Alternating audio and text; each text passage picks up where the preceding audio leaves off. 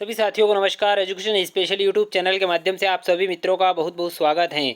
आज के इस वीडियो में मैं आपके लिए लेकर आया हूं केंद्रीय बजट 2025-26 के लिए जो महत्वपूर्ण बातें वित्त मंत्री श्रीमती निर्मला सीतारमण द्वारा प्रस्तुत की गई हैं। तो महत्वपूर्ण बातें आज के इस वीडियो में मैं आपको बताने वाला हूँ। इससे पहले आप चैनल को सब्सक्राइब कर लें और बेल आइकन को प्रेस कर लें। आइए जान लेते हैं केंद्रीय बजट 2025-26 की मुख्य बातें। केंद्रीय वित्त एवं कारपोरेट कार्य मंत्री श्रीमती निर्मला सीतारमण ने आज संसद में केंद्रीय बजट 2025-26 पेश किया। बजट की मुख्य बातें इस प्रकार हैं। सबसे पहले बात करते हैं बजट के अनुमान की। उधारियों के अलावा कुल प्राप्तियां और कुल व्यय क्रमशः 34.96 लाख करोड़ रुपए तथा 50.65 लाख करोड़ रुपए रहने का अनुमान है। नेवल कर प्राप्तियां 28.37 लाख करोड़ रुपए रहने का अनुमान है। राजकोषीय घाटा जीडीपी का 4.4% रहने का अनुमान है। सकल बाजार उधारियां 14.82 लाख करोड़ रहने का अनुमान है और वित्त वर्ष 2025-26 में कैपेक्स व्यय 11.21 लाख करोड़ रुपए जीडीपी का 3.1% रहने का अनुमान है। बात करते हैं विकास के प्रथम इंजन के रूप में कृषि की।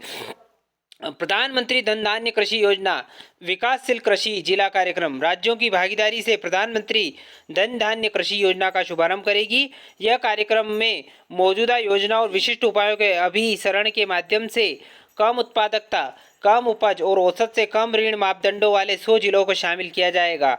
इस कार्यक्रम में 1.7 करोड़ किसानों को मदद मिलने की संभावना है। अगला है ग्रामीण समृद्धि और लचीला निर्माण।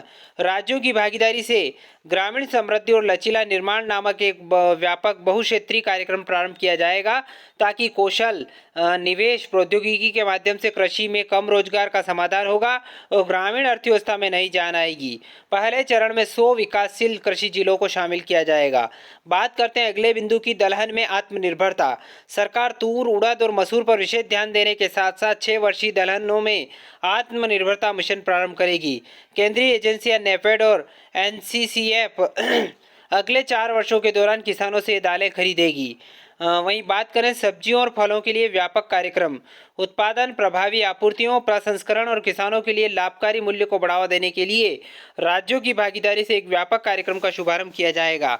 बिहार में मखाना बोर्ड मखानों का उत्पादन, प्रसंस्करण, मूल्य संवर्धन और विपणन में सुधार लाने के लिए बिहार में मखाना बोर्ड स्थापित किया जाएगा। राष्ट्रीय उच्च पैदावार बीज मिशन शुरू किया जाएगा जिसका उद्देश्य अनुसंधान इकोसिस्टम को मजबूत करना, लक्षित विकास और उच्च पैदावार वाले बीजों को प्रसार करना और बीजों की 100 से अधिक किस्मों को वाणिज्यिक स्तर पर उपलब्ध कराना होगा। अगला बिंदु है मत्स्य उद्योग। सरकार अंडमान और निकोबार तथा लक्षद्वीप जैसे द्वीपों पर विशेष ध्यान देने के साथ भारतीय विशिष्ट आर्थिक क्षेत्र और गहरे समुद्रों में निरंतर मछली पकड़ने को बढ़ावा देने के लिए एक फ्रेमवर्क लाएगी। इसके बाद अगला बिंदु है कपास उत्पादकता मिशन। कपास की खेती के लिए उत्पादकता और निरंतरता में पर्याप्त सुधार लाने के लिए 5 वर्षीय मिशन की घोषणा की गई और कपास की अधिक लंबे रेशे वाली किस्मों को बढ़ावा दिया जाएगा। बात करते हैं किसान क्रेडिट कार्ड के माध्यम से अधिक ऋण। किसान क्रेडिट कार्ड के माध्यम से लिए जाने वाले ऋणों के लिए ऋण सीमा 3 लाख से बढ़ाकर 5 लाख कर दी जाएगी। बात करते हैं असम में यूरिया संयंत्र। नामरूप असम में 12.7 लाख मीट्रिक टन की वार्षिक उत्पादन क्षमता वाला एक संयंत्र स्थापित किया जाएगा। विकास के दूसरे इंजन के रूप में बात करते हैं एमएसएमई के वर्गीकरण मानदंड में संशोधन। सभी एमएसई के वर्गीकरण, निवेश और कारोबार की सीमा बढ़ाकर क्रमशः 2.5 और 2 गुना कर दी जाएगी। सूक्ष्म उद्यमों के लिए क्रेडिट कार्ड। उद्यम पोर्टल पर लक्ष्यीकृत सूक्ष्म उद्यमों के लिए पहले वर्ष में 5 लाख रुपए तक की सीमा वाले 10 लाख कस्टमाइज्ड क्रेडिट कार्ड जारी किए जाएंगे। स्टार्टअप के लिए निधियों का कोष। विस्तारित कार्यक्षेत्र और 10,000 करोड़ रुपए के नए अंशदान के साथ निधियों के नए कोष की स्थापना की जाएगी। पहली बार उद्यमियों के लिए योजना। 5 लाख महिलाओं, अनुसूचित जातियों, जनजातियों के पहली बार के उद्यमियों के लिए अगले 5 वर्ष के दौरान 2 करोड़ रुपए तक का सावधि ऋण उपलब्ध कराने की एक नई योजना की घोषणा की गई है। अगला है फुटवियर और लेदर क्षेत्रों के लिए फोकस उत्पाद स्कीम। भारत के फुटवियर और लेदर क्षेत्र के उत्पादकता, गुणवत्ता और प्रतिस्पर्धात्मकता बढ़ाने वाले हेतु 22 लाख व्यक्तियों को रोजगार दिलाने, 4 लाख करोड़ का कारोबार करने और 1.1 लाख करोड़ से अधिक का निर्यात सुगम बनाने के लिए फोकस उत्पाद स्कीम की घोषणा की जाएगी। खिलौना क्षेत्र के लिए उपाय। भारत को एक वैश्विक खिलौना केंद्र बनाते हुए उच्च गुणवत्ता वाले अनूठे, नवीन और पर्यावरण के अनुकूल खिलौने बनाने की योजना बनाई गई है। खाद्य प्रसंस्करण के लिए सहायता। बिहार में राष्ट्रीय खाद्य प्रौद्योगिकी उद्यमशीलता और प्रबंधन संस्थान स्थापना की जाएगी।